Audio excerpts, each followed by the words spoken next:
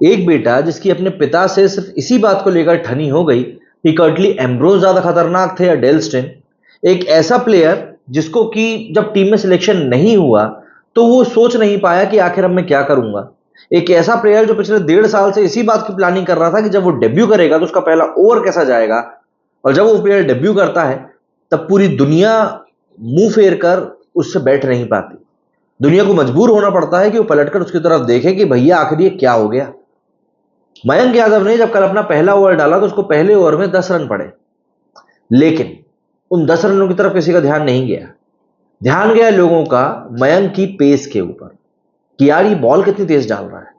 145 तो ऐसे ही टच कर दिया कि मतलब जैसे कुछ भी नहीं है।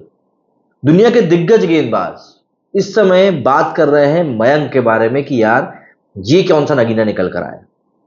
एक वक्त था जब पाकिस्तान ने कहा था कि हमारे यहां की गली गली में इरफान पठान जैसे बॉलर घूमते हैं, लेकिन मुझे ऐसा लग रहा है कि शायद पाकिस्तान ने उड़ता तीर पकड़ लिया था, क्योंकि उसके बाद उनके वहां से ना बॉलर निकल ही नहीं पा रहे हैं। और यही बड़ा कारण है कि इनको अपने यहाँ के प्लेयर्स को रिटायरमेंट से बाहर निकाल निकाल कर वापस लाना पड़ रहा है। इंडिया की अगर हम बात करें तो उमरान मलिक से तो इंडिया अभी तक उबर ही नहीं पाया था।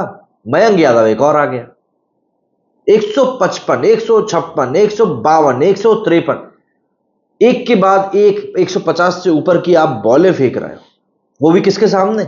शिखर धवन के सामने। वो शिखर धवन जिन्होंने लिस्ट ए में बंदे का डेब्यू कराया है। हाँ, इतना कनेक्टेड है ये लोग।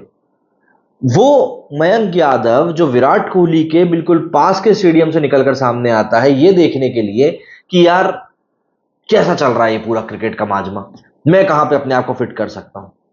अपने पिता से ही इस बच्चे की लड़ाई इस बात पे हो गई कि भैया, पिता कह रहे थे कि कर्टली एम्ब्रोज जो है वो ज्यादा खतरनाक है, और बेटा कह रहा था नहीं, डेल स्टेन ज्यादा खतरनाक है। अगर हम दिल्ली की सर्किट की बात करें, जिस सर्किट में क्रिकेट की बात चलती है, तो मयंक यादव इस नाम से मशहूर है कि यार ये बॉलर तो सर पे मारता है। जब ऐसा बॉलर आईपीएल में आया तो वाकई में सबका हक्का बक्का रहना बनता ही था। ऐसा नहीं है कि मयंक यादव इसी सीजन में आया, मयंक यादव पिछले सीजन भी लखनऊ के साथ था, बट एक इंजरी के कारण वो बंदा खेल नहीं पाया। इसके बाद जब बारी आई इंग्लैंड सीरीज की, तब भी मयंक यादव को सिलेक्ट करने के ऊपर जो हमारे सिलेक्टर्स थे वो ध्यान दे रहे थे, लेकिन साइड स्ट्रेन के चक्कर में बंदा फिट नहीं था और उसके नाम पर कंसिडरेशन नहीं हुआ। उस समय पर मयंक यादव ने यही कहा था कि यार अगर मैं 60% में फिट होता ना तो मैं एक टांग पे खेल लेता। ये होता है एक जो हम भूख कहते हैं ना, एक प्लेयर की भूख, कि भाई हमको तो बस खेलने से मतलब। लेकिन इस समय जो चीजें चल रही थी उन सब चीजों का कहीं ना कहीं एक फ्यूचर में इंपैक्ट होने वाला था, और वही इंपैक्ट हम लोगों ने कल देखा। जॉनी बेयरस्टो दुनिया के कुछ ऐसे बल्लेबाजों में से एक जिन्होंने दुनिया के बड़े बड़े गेंदबाजों को खेला है। एक ball back of the length आती है, बाउंस की लेंथ बढ़ जाती है, जॉनी बेयरस्टो अपना बल्ला उठाता है कि भाई मारूंगा इस पे तो मैं, लेकिन बंदे को समझ में ही नहीं आता कि बॉल कब निकल गई, कैच आउट हो गया। और वो ये हाल था कल मयंक के सामने पंजाब के बैट्समैन का। 3 विकेट निकाले बंदे ने आखिर में 27 रन देकर, और वाकई में हर किसी को इंप्रेस कर दिया। कल के मैच की अगर बात करें तो पंजाब और लखनऊ के बीच में कल का मैच हुआ। पंजाब की टीम के गेम को देखकर ऐसा लग रहा था कि शिखर धवन के अलावा कोई भी ऐसा प्लेयर नहीं है जो ये सोच कर आया हो कि नहीं यार आज हमको हमारी टीम को जिताना है। मतलब ना तो डिटर्मिनेशन दिख रहा था, ना फोकस दिख रहा था, ना कुछ और, समझ में नहीं आया। मतलब कल के मैच की अगर हम फाइंडिंग की बात करें या हाईएस्ट पॉइंट की बात करें तो आपको सिर्फ और सिर्फ यहां पर एक प्लेयर नजर आएगा, और वो है मयंक यादव, जिसके बारे में हम लोगों ने बात कर ली। कल का मैच काफी शानदार हुआ। लखनऊ ने पहले बैटिंग करी और डिकॉक और राहुल ओपनिंग करने के लिए आए। ओपनिंग स्टैंड जो था ठीक ठाक रहा, 35 रन का, बट राहुल उसमें ज्यादा कंट्रीब्यूट कर नहीं पाए। और राहुल के लिए बुरी खबर इसलिए है क्योंकि as a wicket keeper Rahul अपने पोजीशन को लेकर दावा ठोक रहे हैं, जो हो नहीं पा रहा है। हालांकि इस मैच में क्विंटन डिकॉक ने विकेट कीपिंग करी थी, तो क्विंटन डिकॉक ने लेकिन बहुत बढ़िया गेम खेला। 38 बॉल्स में बंदे ने 54 रन बनाए, 2 छक्के मारे, 5 चौके मारे। इसके अलावा पडिक्कल यहां पर कुछ ज्यादा खास कर नहीं सके, स्टॉइनिस भी कुछ खास नहीं कर सके, लेकिन निकोलस पूरन जो कि कप्तान है लखनऊ के, उसने बहुत बढ़िया यहां पर बैटिंग करी। 21 बॉलों में 42 रन ठोके, 200 का स्ट्राइक रेट से रन बनाए। और कृणाल पांड्या ने भी यहां पर काफी धूम मचाई, 22 बॉलों में 43 उसने ही बनाए, और 195 का उसका स्ट्राइक रेट भी रहा। सबसे बेहतरीन चीज यहां पर यही रही कि 145 से लेकर 189 रन जो इनके बने वो कहीं ना कहीं एक इसी पूरे कांड के दौरान बन गए, जो कि एक अच्छा खासा एग्जीबिशन भी देकर गए हैं सब लोगों को देखने के लिए। बॉलिंग की बात करें तो सैम करन ठीक ठाक बॉलिंग करके गए 4 ओवर में 28 रन देकर।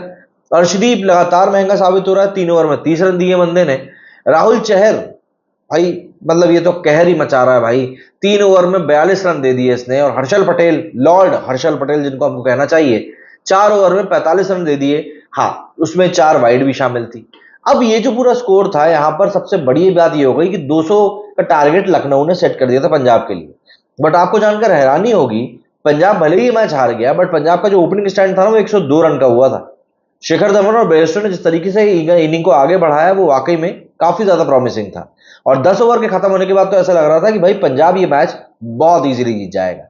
बट वो कहते हैं ना क्रिकेट के बारे में कि भाई किसी को पता ही नहीं होता है क्रिकेट का गेम आखिर जाएगा किस तरफ।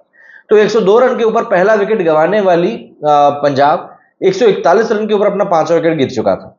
यहां पर कोई बैट्समैन रुक ही नहीं रहा था, ऐसा लग रहा था कि बस सब लोग भागने के पीछे पड़े हुए हैं।